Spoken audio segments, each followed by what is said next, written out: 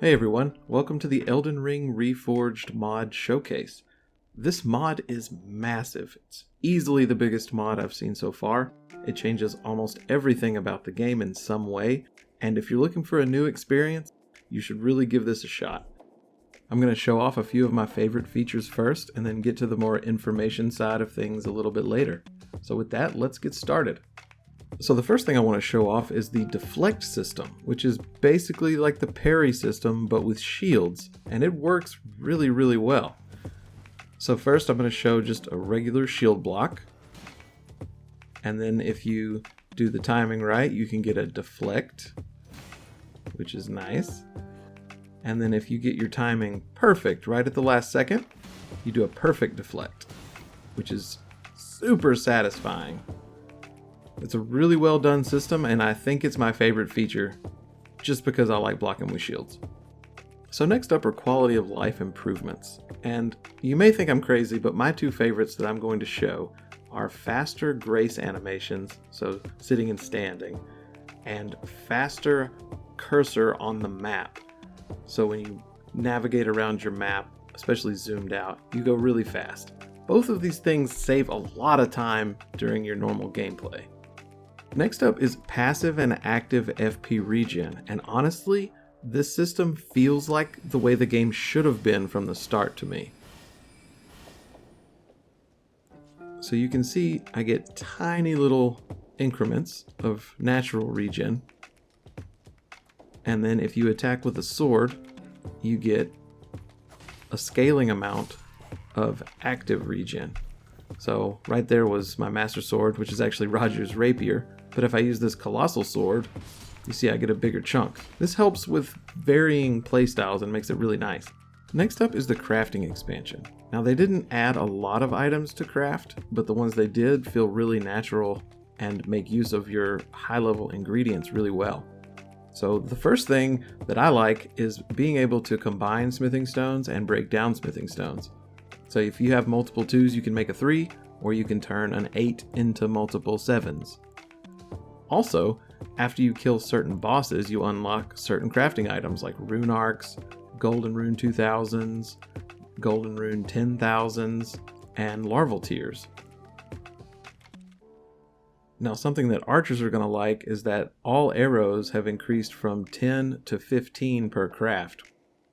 Next up, we have switchable difficulty settings. Now I'll show all the good details later, but for now I'm just going to show you how they work.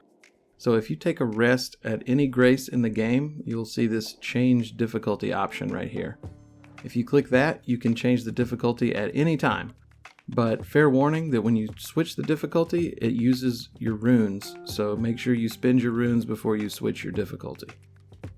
Next up we have the ability to resurrect bosses, which is a really cool feature, especially if you want to practice on killing a certain boss.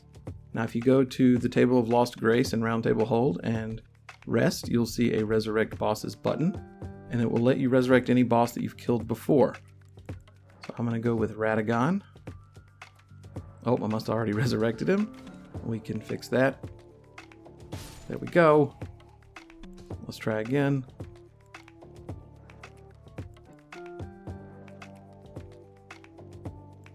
Yes, resurrection complete, and now we can kill him again. Haha! Very nice, very useful feature. Next up is the Weapon Affinity rework. Most of the affinities in the game have been reworked and rebalanced, but he's also added 10 new affinities to the game, which I will let you read about.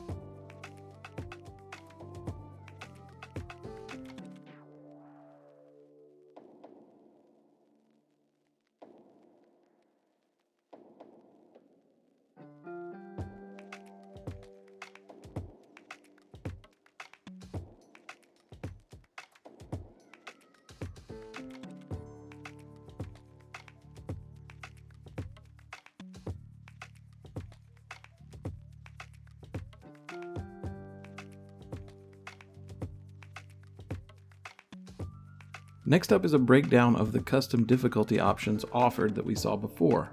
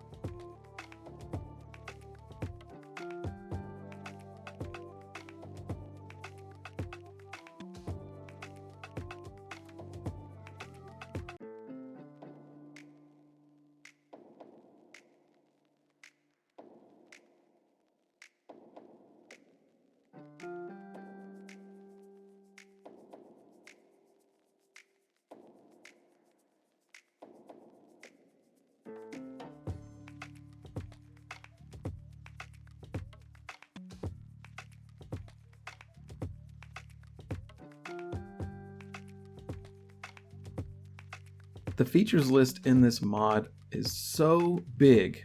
This is a list of other features in the patch notes I thought might be notable.